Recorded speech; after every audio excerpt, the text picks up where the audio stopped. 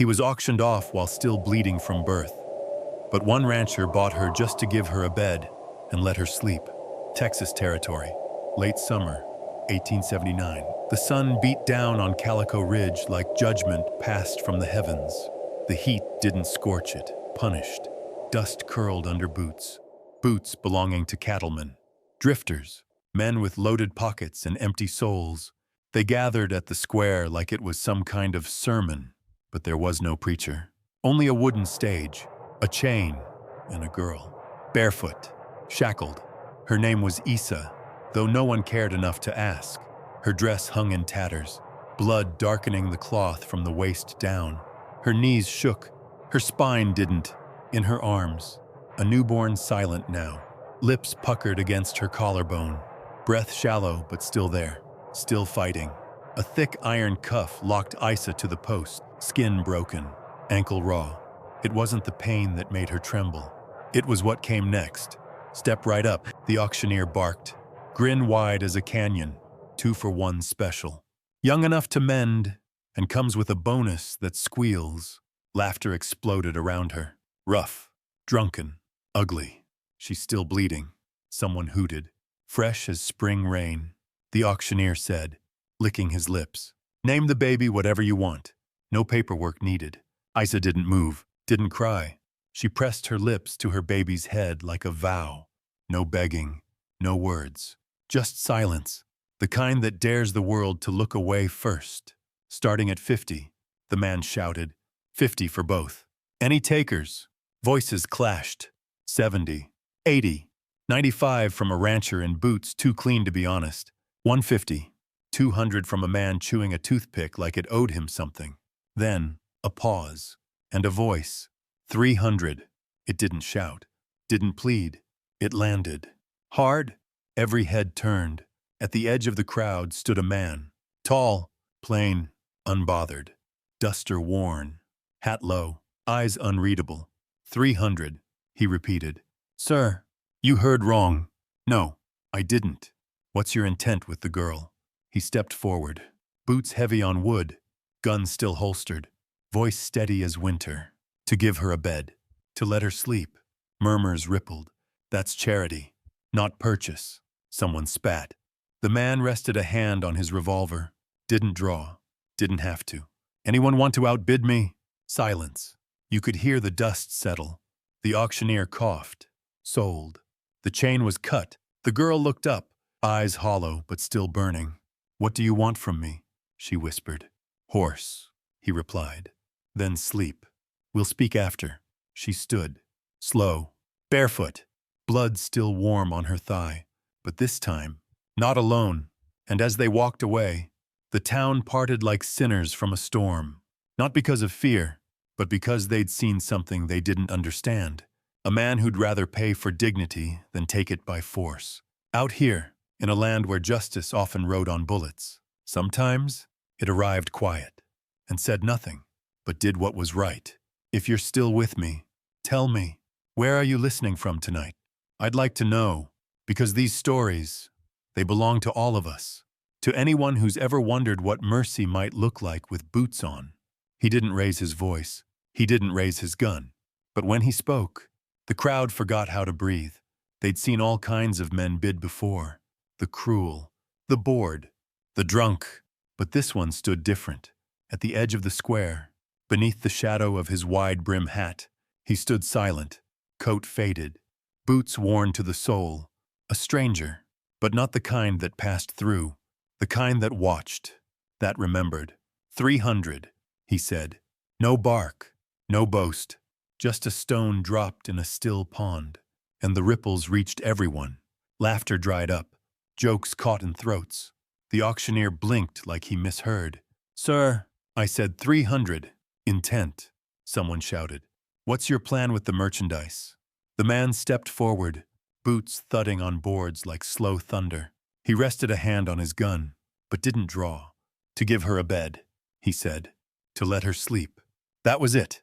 12 words that broke the square in half, between those who felt shame for the first time, and those too far gone to feel anything at all. She looked up then. Isa, the girl on the stage, still bleeding. still chained. But her eyes caught the shape of something she hadn't seen in years. Not rescue, not love, justice. He was no sheriff, no preacher, no savior, just a man who once failed to stop something terrible and had sworn he wouldn't fail again. They say everyone in the West rides with ghosts, but some ghosts don't haunt, they guide. Jack Morel had one, and when the chain snapped free from Issa's ankle, he didn't smile. He didn't celebrate. He simply held out his hand. She didn't take it. Not yet. "What do you want from me?" she asked. "Horse," he said. "Then sleep. We'll talk like people after that." She stared, long and hard. But she stood, slow, blood-streaked, barefoot. Not because she trusted him, but because for once, the fear was smaller than the weight of staying.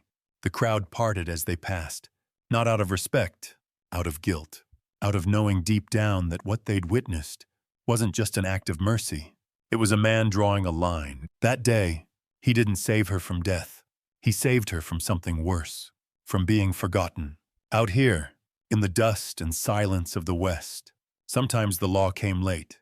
Sometimes it never came at all. But every so often, justice walked in wearing old boots, said little, and refused to look away. And it mattered. Wherever you are tonight, I hope someone once stood up for you, or will. Because sometimes a single voice, steady and tired, is the only thing that keeps cruelty from becoming custom. And Issa, she didn't know it yet, but the stranger who didn't ask for thanks had just bought her more than sleep. He'd bought her a future. The ride was long, not in miles but in memory. Issa didn't ask where they were going. She didn't need to. Every road felt the same when you had nothing to return to. The baby slept against her chest, too quiet for comfort. Her legs ached from hours of labor and leather, but she didn't complain. Not to a man she didn't know, not to a world that hadn't cared. They reached the edge of his land just after dark. Fences lined the hills like quiet promises. Coyotes howled in the distance, but the wind, for once, didn't threaten. Jack led her past the main house, behind the barn, to a small cabin leaning slightly east. One room, a crooked door, smoke curling from the chimney. He opened it, then stepped aside. "This is yours." Inside a cot with clean sheets, a blanket folded tight, a cradle beside a stove, where embers still glowed. Issa didn't move. Not right away. No lock, no rope, no trap she could see. Jack stepped in, lit the kettle, placed a bowl of oatmeal beside the cradle. "I'll be back in the morning," he said. "You need sleep, and that child needs a mother who's not watching shadows." He turned. "Wait." Her voice cracked from disuse. Still, it landed like a blade. She laid the baby down, turned slow, and spoke without shaking. "If you try to touch me, I will slit your throat in your sleep." Jack didn't blink. He just nodded. "That's fair." Then he stepped out, closed the door, and left her in silence. She didn't sleep. Not yet. She fed the child, checked the window, pulled a small knife from beneath the baby's blanket, and slid it under her pillow. She listened. For boots on the porch, for breathing not her own, but nothing came. And when morning arrived, it came soft. A pale blue light filtered through the slats. The baby stirred, and that was when she saw it. Beside the cradle, a white handkerchief, old and frayed, with bluebirds stitched into the corners. A gift, not a trap. She touched it with careful fingers. No one had ever given her something without taking something first. Jack knocked once, then entered. He carried warm milk and a jar of mashed apples. He didn't speak about the knife. Didn't speak at all until he saw her eyeing the cloth. "My mother made that," he said. "For my sister. She died that winter." Issa blinked. "Why give it to me?" Jack looked at her, at the child. "Because your boy deserves better than iron and dirt." He reached into his coat, set down a bundle of baby clothes, patched but clean. "I'll be back by dusk." She stopped him again. "Why are you doing this?" His voice dropped low. "Because no one ever asked you how you wanted to live." She stared at him, the knife still under her thigh. Then, quiet as breath, she said, "What if I don't know?" Jack gave a small smile. "Then start with sleep." This time, when he left, she didn't watch the door. She watched the cradle, watched the child breathing steady beside the fire, And for the first time in years, she laid back, closed her eyes, and didn't fall. Out here, safety doesn't come with locks. It comes with silence that stays empty through the night. Tell me, have you ever been given safety when you didn't even know how to ask for it? If so, I hope you remember their name. And if not, I hope you find it soon. The handkerchief sat where he'd left it, folded neat, edges frayed from time, not neglect. White cotton, soft from years of wear, and 4 tiny bluebirds stitched into the corner, wings open, mid-flight. Isa didn't touch it at first. She just stared, because in her world, nothing small was ever safe. Nothing gentle came without a price. She waited for the catch, waited for the string tied to the kindness, but none came. Only the baby's soft breathing and a cabin warm with fire but not footsteps.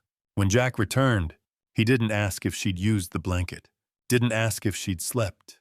He only set down warm milk, a jar of mashed apples, and another small bundle wrapped in twine. Baby clothes, worn but clean. Isa didn't speak, didn't thank him. She hadn't decided yet if he deserved that. But her eyes flicked to the cloth. Jack followed her gaze. "My mother made that," he said. Back when hands still had time. He stepped closer, not too close. "For my sister. She was 3. He paused. She didn't make it past the first frost. Isa said nothing, but something in her shoulders eased just barely. The kind of shift you only notice when someone's carried weight too long. But why give away something so precious to a stranger? Because sometimes the only way to keep a memory alive is to pass it into new hands. Isa touched the cloth now. Light, barely a brush of her fingers, soft like memory. She looked at Jack. "Why give it to me?" He didn't answer right away. Just looked down at the baby in her arms. "Because that child deserves to grow up with something gentle," he said. "Something that smells like warmth, not blood." He stepped back, hands loose at his sides. "No demands. No conditions. I'll be back by dusk," she called out, quiet but clear. "Why are you doing this?" His answer was slower this time. "Because no one ever asked you what you wanted. And I figure it's about time someone did." She watched him go, watched the door click shut behind him. And for a moment, the silence wasn't heavy, it was whole. She picked up the handkerchief and pressed it to her cheek. Not to cry, not yet, but because it was the first thing to touch her that didn't leave a bruise. Out here, in the hard country, kindness wasn't spoken. It was sewn, stitched into cloth, into action, into quiet rooms with no locks. And sometimes, the smallest thing, a thread, a bird, a folded corner, could carry the weight of a memory, strong enough to change a life. Do you still carry something from someone you loved? Something small, maybe faded? If so, tell me what it is, because sometimes that's how we hold on. Not with hands, but with remembering. 3 days passed. Quiet. Not peaceful, just quiet. Isa barely left the cabin, only to fetch water or hang cloth diapers on the line. She watched everything, every crow, every fence post, like the past might rise up out of the dirt. And it did. Just before dusk, the sound came first. Hooves. 4 of them. Heavy, angry. Jack heard it too. He stepped out of the barn, shotgun in hand. Not lifted, just ready. Dust curled at the gate. 4 men dismounted. Canvas dusters. Hard eyes. Greedy mouths. Isa knew one of them. He'd laughed at the auction. When her blood hit the floorboards, the lead man smiled. Crooked. Too many teeth. "We're here for what's ours." Jack didn't flinch. "This is private land." The man pointed past him, toward the cabin. "She's stolen property. Missing from the flesh warrant registry. Sold before the ink dried." Jack's voice was low. She was bleeding through her clothes. "I paid for her outright." The man laughed. "Then maybe we refund you and call it even." Jack stepped forward. Not fast, not afraid. "At this ranch," he said, "property doesn't breathe. That girl has lungs and a name. But what happens when the law serves the wrong side, and the only defense left is the kind you carry in your hands? Stay with me because the price of dignity is rarely paid once." One of the riders shifted. His hand brushed the grip of his pistol. The wind held still. So did Jack. "You making this legal?" The man hissed. I'm making it human. No one moved. Then, after a long beat, the leader spat. Not worth it. He turned his horse. The others followed. Dust swallowed them whole. Only then did Jack lower the barrel. From behind the stable, Isa stepped out slowly. The baby pressed tight against her chest. You could have been shot, she said. Jack looked at her. So could you? She tightened her arms around the child. What if they come back? Jack's jaw worked once. Then we remind them what kind of man lives here. He looked at her a moment longer. Not as property, not even as someone broken, but as someone seen. Miss Isa, he said gently. If you'd rather be called something else, I'll try. She shook her head. No, it was never the name I hated, just the way it was said. Then, soft as memory, she said her full name out loud for the first time in years. Isa Laureen. Jack nodded once. Pleasure to meet you proper. Miss Laureen. Out here, justice didn't come riding in. Sometimes it stood alone, between the past and the cabin door, and dared it to step forward. Jack didn't raise his voice. He didn't fire a shot, but he drew a line in the dirt and stood on it. For her, and for what was left of himself. If this story speaks to something in you, just drop a 1 in the comments. If it doesn't, that's all right too. Type Nero. And tell me why. Because stories like these, they're not just for entertainment. They're for remembering what matters. The next morning came cold. Not bitter, just honest. The kind of cold that reminded you were still alive. Isa woke before the sun. The baby stirred in her arms, fussed once, then settled. On the doorstep, as always, sat a jar warm milk, a slice of bread, and this time, a tin cup of stewed apples. She didn't eat right away. Not out of fear, just habit. In her old life, food came with expectations, strings tied in silence, debt tucked inside kindness like rot in a ripe fruit. So she watched the cup, waited for it to lie to her. But it never did. Later that morning, she stepped outside barefoot, hung the cloths slow on the line, felt the sun finally touch her skin like something other than punishment. Behind the barn, Jack was hammering a post, steady, rhythmic, like he wasn't in a hurry to be done. She didn't speak. He didn't wave, but she watched. And he knew, that evening, he left another bundle by the cradle, baby clothes, a tiny patchwork quilt, a book, worn at the corners, with wildflowers pressed between the pages. He didn't hand it to her. He never did. He just set it down and walked out like it cost him nothing, when maybe it cost him everything, and that's how it went.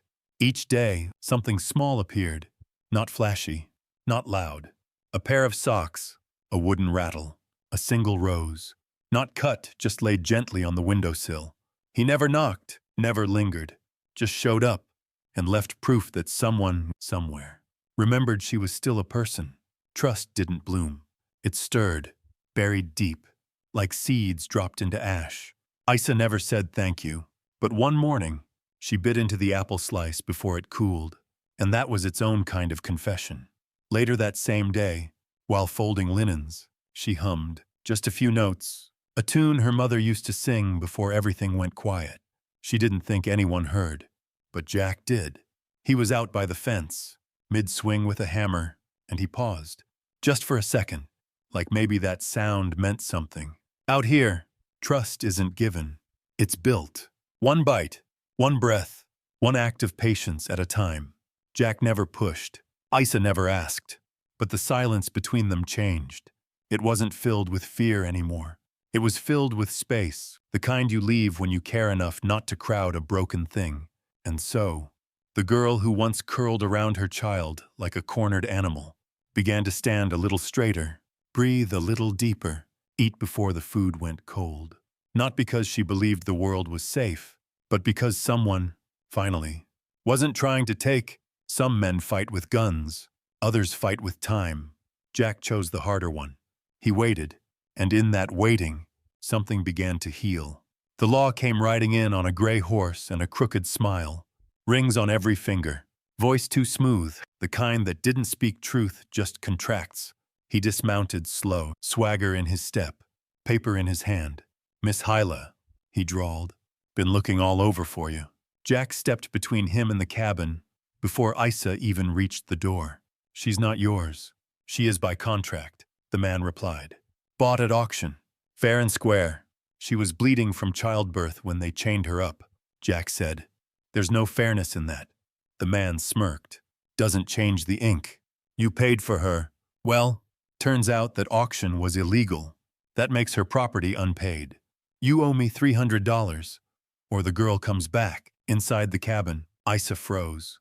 She clutched the baby close, watched through the thin screen door. The nightmare had followed her home.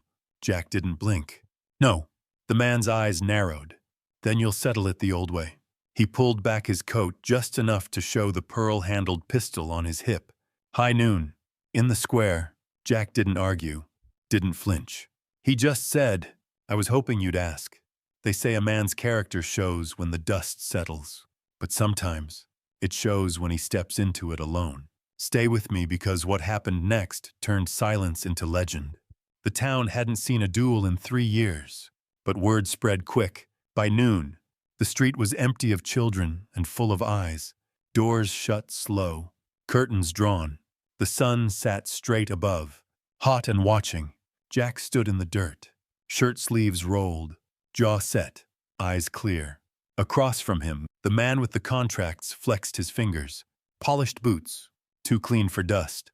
The sheriff stepped between them, hand raised. "On my count," he said. Isa stood at the edge of an alley, Samuel bundled tight in her arms. She didn't breathe.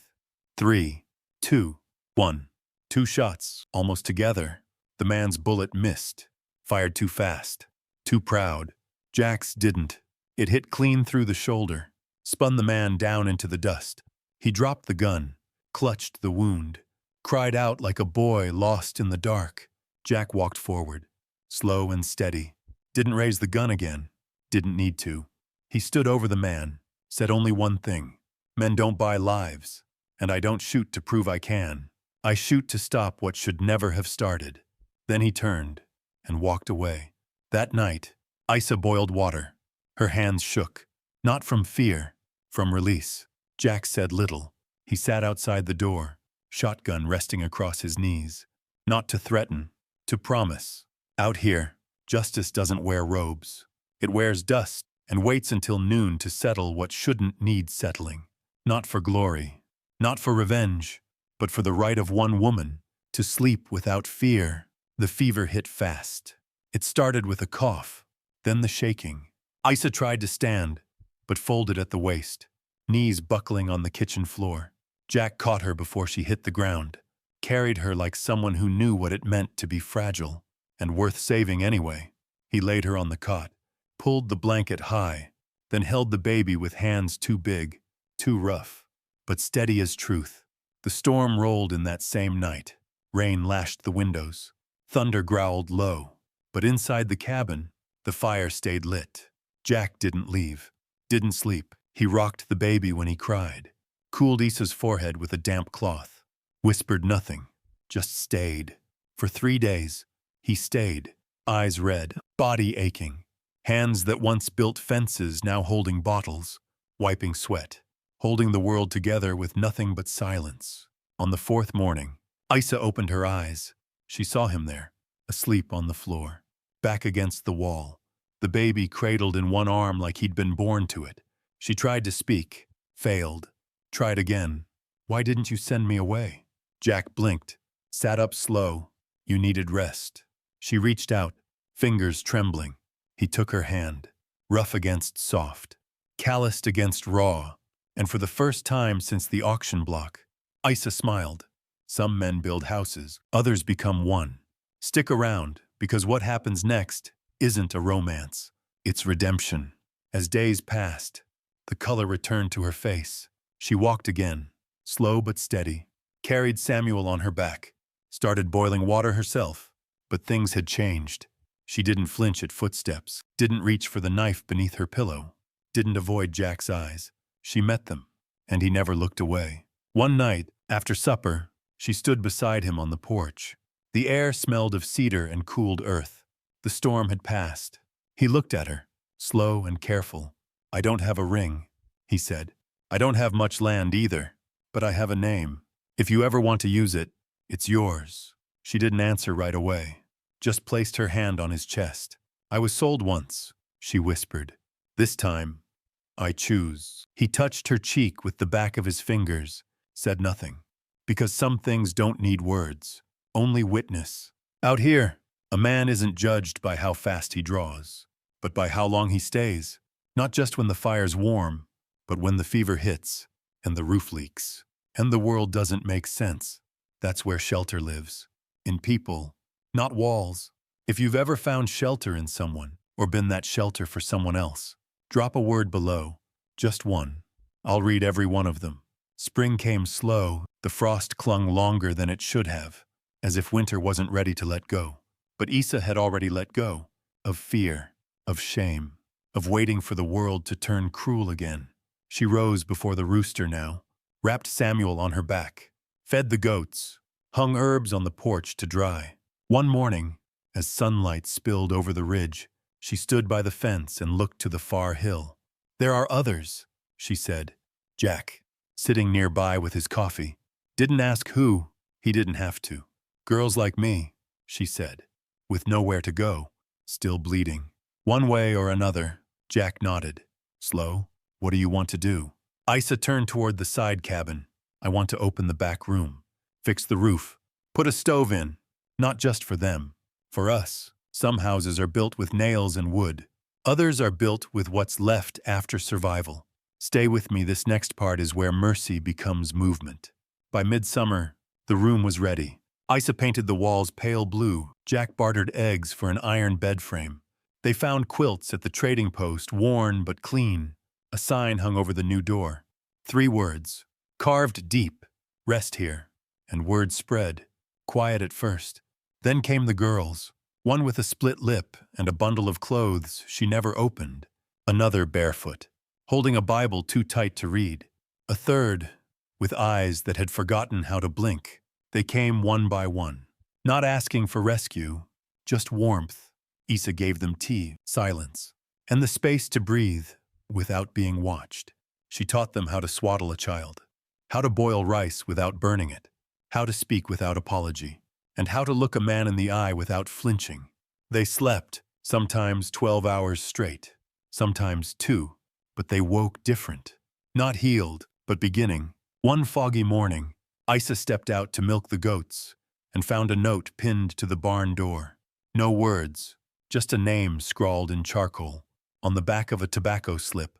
Beside it, wrapped in torn cotton, a baby pink and crying. She dropped to her knees, lifted the child slow, like it might break. Then, for the first time in years, Isa wept, not from fear, not from grief, but from the weight of remembering what it meant to be left and what it meant to be found. Jack came running at the sound.